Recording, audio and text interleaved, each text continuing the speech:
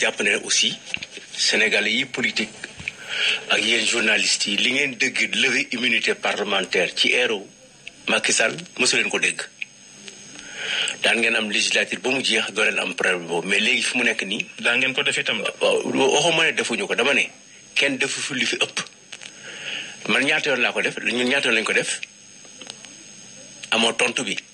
Idrissa Seck.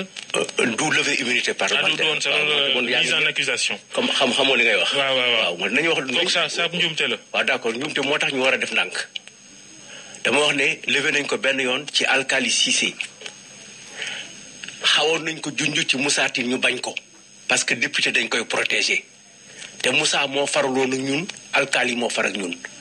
Alkali ba mu demee ñu atte ko dañ ko atte setal ko totalement setal ko ba en appel moo am ce qu'on appelle l'autorité de la chose jugée mooy kenn mënatu ko atte ki ñu woo tey ñu woo ko ñi ci wax bari nañu mais dafa am koo xam ne kii professeur la mu ngi tuddee Ndiaga Fall. moom Ndiaga Fall ah. Ndiaga Fall moom dafa ne dafa war a wuy ji mais après moom ci boppam bi mu waxee loolu ba pare dafa wane ne wuy bi mënul nekk xam nga lu tax dafa ne commissaire bi woo na ko.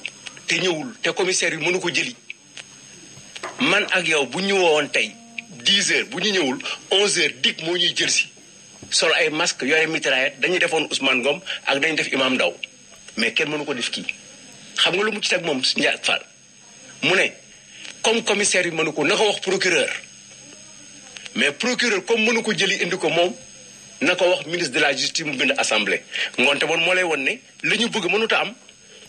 te li mën a am yomb na dafa war a am autorisation bureau assemblée nationale mooy kenn mënu ko buñ ko wooyee mën na bañ a ñëw parce que ñu ngi hors session mais kenn mënu ko jëli kenn mënu ko arrêté te du flagrant délit te flagrant délit nekk fi mais la gars yi dañu mën a jàng rek parce que génne woon nañu flagrant délit continu. mais ñenn ñi aussi ñu ngi naan ne convocation ak arrestation bokkut.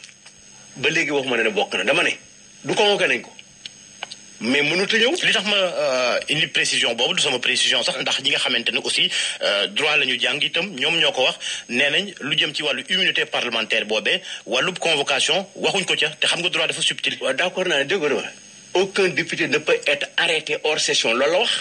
waaw mais ki ko convoqué mënu ci dara. moo lay wan ne texte bi am na problème. woo na ko. mais kooku ñëwul. yow tey bu ñu la woon 10 heures tey ji 10 heures 10 heures 2 minutes boo ñëwul dig jël si la. c'est que li tax ñuy wax loolu moo di arrestation ak convocation. dafa bokkul ndax ku ñu convoqué la taxul ñu arrêté la. mais déggul loolu leer na. ñi ñu fi convoqué dem nañu parce que bu ñu demul ñu jëli leen mais kii dañ ko convoqué te mënul bañ na du ñëw nee na ñëwul parce que am na kiiraay ca la mu def la ak la mu nekk la. dafa nekk député moo tax mu sañ loolu mais yow sañuloo ko man sañu ma ko Imam Ndaw sañu ko woon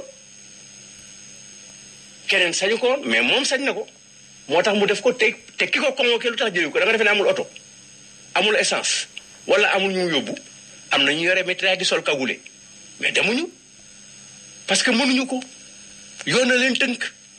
li mu wax nag moom Cheikh Bamba Dièye ba indi coow li mooy tuuma yi mu teg ci ay kaw magistrat lim seeni tur loolu noo ko gisee.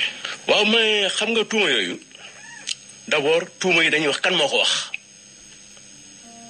Cheikh Bamba Dièye dafa am nu mu bindoo d'abord du nit ku excessif ku am yar la ku am teggin la moom lañ ko xamee bi muy politique ba léegi mais bu àggee ba fii am na lu tax mu def ko. coow li kay mooy ba xam war na koo wax wala war koo wax. ci laay jëm si.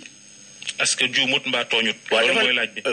ki tooñ ak ki juum kooku kii atte moo ko man ma wax ne tooñ na wala tooñul du sama cër mais dama lay wax ne ki wax moom moo yore kàddu réew mi te loolu mu wax foofu man toog naa mu toog ay nit wax ko te ba ñu koy waxuñu ci rajo dañuy janook tribunal bi cour bi wax ko maa ngi toog. loolu kañ la woon. ci procès bii.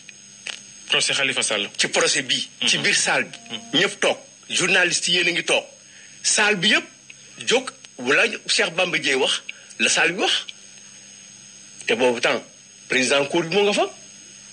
cour baa nga fa gendarme yaa nga fa ay médecin nga fa mooy une partie section peuple ba fa nekkoon ñoom jóg nañu ne lii d'accord ñu ci ñii de lii la moom wax na loolu ngoonte woon Cheikh Bamba dafa nekk l'écho dafa nekk micro dafa nekk porte-parole peuple bi wax ne peuple bi ne lii ñu nekk de baaxul ci nguur goo xam ne gi ak ay attekat yoo xam ne dañ leen di ger te wax bi am na dañ ko wodd xam nga kan la ñi nga xam ne ñoo ko nekk di magistrat yi seen bopp jóg nañu wax loolu lii dafa yàgg maam Adama Gueye yàgg na mu ne attention ñii atte de bari nañu ci guerre parce que maa ngi dossier boo xam ne guerre am na ci waaw bu ñu demee nag ba ñi nga xam ne ñooy avocat yi wax ko ñoom ñi atte ñu ne seen justice bi de amatuñu indépendance exécutif bi daf leen yeew di leen waxloo ak di leen defloo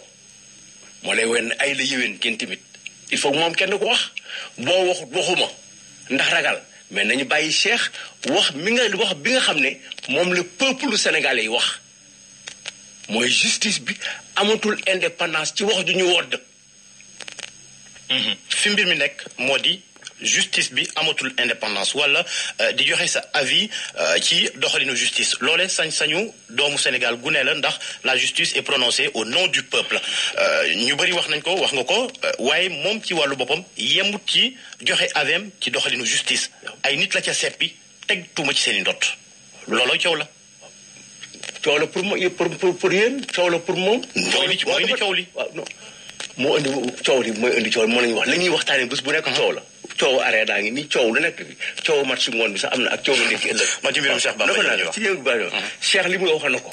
ki wax moom le peuple bi ne dee ñu waxal moom dem na ba toog waxul peuple bi ne ay la yéwén yéen ñii di atte de dañ leen a ger ka ko sañ a wax foofu te popon peuple bi la parce que peuple bi moo chef ñëpp mais avocat wax na lu mel noonu de jàkkoor ak juge bi ne ko attention man bëggoon naa nekk magistrat mais nekkuma ko ñaari at laa def bàyyi parce que bëgguma ger man de bu ma nekkoon magistrat continue nekk magistrat kenn du ma ger te ay naar du ñëw di yendu suma kër di fa añ ak di fa reere mooy il faut que ñu nangu bu ñu bëggee faj bi il faut que ñu wax ne góom bi lii la